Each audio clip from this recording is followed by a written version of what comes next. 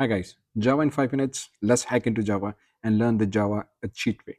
This is going to be a god cheat mode. So let's get started with it. Name is Dr. Shan. Welcome to the channel. Let's hit Java. First thing we do is we write public class main. Main is the name of a class. Class represents entity where everything resides inside this entity. It represents data and methods. Everything we do inside Java comes inside class and we write a class name. It can be any name. Public means it can be referred every other places outside the project folders. Then we have something called public static void main. Every Java code needs public static void main. Without this, you cannot run. The main reason we need this main method, it indicates that this is the starting point. There can be 1 million lines of code. The public static void main is the first line of code that gets executed in your code. So we set a main method. It means void. There has no return type. When this method executes, it won't return anything. Because this is going to be executed first time, we have to make sure that we can access this method directly without creating an object. So for that, we need to set it to static. And then it's supposed to be public because this will be executed by the JRE Java runtime environment. Okay, so that's why public static void main you see in every single code. A string, array, arguments. This indicates that this is an array arguments. When this code executes, it can take multiple arguments depending on what you want to do. Then to print output in Java, we use system.out.println. Now again, system is the name of a class. Inside this class, there's a subclass called out. So we use dot to connect between these two things together. So we say, hey, listen, we have system.out.println. Println is the method name inside out class, which is inside system class. And so whatever we write within these brackets is now our output. So we say system.out.println, bracket start, bracket close, inverted quotations. Whatever you write in inverted quotations becomes a text string and it's printed on the console. You can write system.out.println as many times as you want. These are known as Java statements. There can be hundreds of different types of statements. Every statement must end with a semicolon. Every method, just like public, starts with the brackets and ends with the brackets. Every class starts with the brackets, ends with the brackets. So within these method, you write statement, statement, statement. Okay, so system class name dot out subclass inside it println, bracket start, bracket close. You can use string inside inverted quotations, or you can even perform calculations. Whatever is the outcome will be printed on the screen. So this is how we start with Java. Then we use comments, and I will be using comments throughout to put some information there. What comments indicates the code that will be completely ignored by the compiler. So that's why we call them comments. Single line comments, double backslash, multi-line comments, backslash static, backslash static. Anything you write between these lines or after this line will be ignored by the compiler and will not be executed. So we write information, data, metadata, whatever you want using these comments. Let's talk about data types in Java. In Java, we have various different data types. Data type means the type of data that is being used so that the memory can understand how much space and what type of space I need and what type of data I'm working on. So if you use a string, for example, my name, Dr. Shan, within inverted quotations, this is known as a string. Then you can use this variable name. Variable name is like a container. It stores this data in memory, which assigning this type of data. Okay, so this will basically mean that I have a data called Dr. Shan saved in a variable called name, which is of type string. System.out.println, anything, every time we need to outprint an output, we use this statement. I can use a string, then I add a plus and name. So this is a variable, means it holds a value. So I cannot use it directly inside inverted quotations. So we use a plus operator to indicate, hey, there's a variable. Let's just join this variable with this string, and the name is printed. Similarly, there are other types of data as well. We have something called integer, which is used for whole numbers. It occupies 4 bytes in memory. We have float, which is using for a floating point or decimal number preceded by f. F is just an indicator. It won't be saved in memory. It indicates that I need a floating point value. So whenever you use a decimal value, you need to use a data type called float. Again, a variable name is equals to. So this value will be stored in this variable, which will basically mean that it will point to a memory location of type float. Double again is a floating point value and can store exponential notations, but in 8 bytes. So it will occupy more space in memory. We have character using single quotation marks. We have a boolean which stores only true and false value. We have again string called hello world. You can perform various different calculations on these data types. So if you declare a variable of byte, again storing a whole number, but it occupies only 1 byte in memory. We have something called short, again of a whole number, but this occupies 2 bytes. So you see we have something called integer as a whole number of 4 bytes. We have a byte, short, and we have a long as well. Then we calculate integer area. This is called variable declaration and initialization. If you do only this is called variable declaration. So we say, hey, let's declare a variable, but let's not set any value. Now what we do is we take this variable and we multiply length and width. So we take this variable value and this variable value. So we operate and we do operations on the variable values. We can print them directly inside our system.out.println, or we can do mathematical operations on them. Okay, then we say something called typecasting. Typecasting means converting one data type into another based on their memory size. Because of their memory size, some variables have 8 bytes in memory, some are decimal values, and some are only whole numbers of 4 bytes. So what happens if a larger data type goes into a smaller data type? This is called typecasting. To do that, we use, for example, integer. My int variable name is equals to, we use in parenthesis integer and a double value. So whatever variable is value is inside this double, which can be, for example, decimal value. Double occupies 8 bytes, so that decimal value will be casted into integer. So to do casting, we use brackets. Then we have short. So for example, if I take this my integer, which is 4 bytes, and I want to assign it to a short, which is of 2 bytes. To do that, I need to use something called brackets, define this data type. So defining the data types before the value in brackets is basically known as casting, which will mean that I want to convert this data into short so that it can be saved in the short variable value here. Understand? Let's talk about arrays. Now, what do we mean by Java arrays? Java arrays are ways of having multiple data assigned to a single variable. Multiple data of same type assigned to a single variable.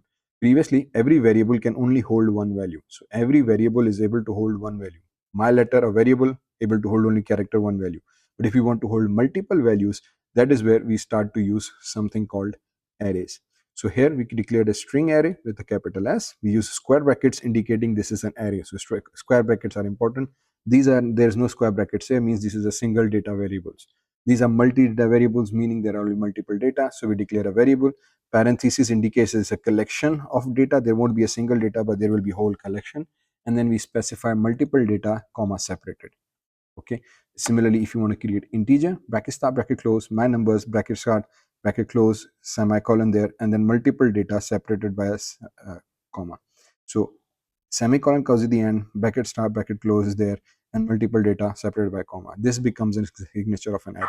Now to process each data, to process on the data, we say system.out.println, go into the cars, use the square bracket and provide the index number. When you have a multiple data, each data is saved in a memory on a particular location, which is defined by 0, 1, 2, 3. So every element starts on a 0 index, 1 index, 2 index, 3 index. To access it, we provide the index number and it prints the element on that particular index. We can update the array index similarly. So if I take the cars and if I use bracket 0, this means, hey, I'm accessing whatever is data on the 0 index updated with Opel. So this data will be updated with Opel. That's how we work with arrays. Let's talk more about something called Java operations. What other operations can we do? So if you take two variables, integer x5, y is equal to 3, we say, hey, you can do addition, you can do subtraction, you can do multiplication, you can do division, you can do something called modulus. Modulus means finding the remainder. So whatever division, after the division, whatever is the remainder will be replied here. Similarly, we can do subtraction as well. I think we already talked about it, right? Then we have a special kind of operators called increment and decrement. Increment means add 1 to the current value of x. So what it will do, it will take the current value of x, add 1 to it and assign it back to it. It's a similar representation of something like this. Take the current value of x, add 1 to it, and then whatever is the answer of this, assign it back to x. This is known as increment operator. Decrement operator means take the current value of x, subtract 1 from it, and then whatever is the answer, assign it back to x. So means subtracting one value from within yourself, adding one value to yourself. This is known as increment and decrement operator. Then we have something called assignment operators. Assignment operators are self-assignment. So this means x is equals to x plus is equals to 5. So this is actually represented in this manner. We say we take the value of x, we say x is equals to x plus 5.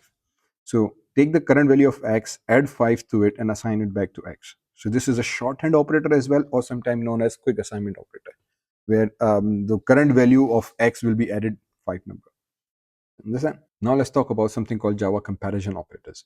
Java comparison operators are that allow us to do comparison and return either true or false. So they are conditional comparison operators or logical operators as well. So if you have two variables, integer x and y, we say x double equals to y. Now note there is no single equal. Single equal is simple assignment operator. But if you use double equal to, now it is a conditional operator or a comparison operator, as we call them. Means we compare, is the value of x equal to y?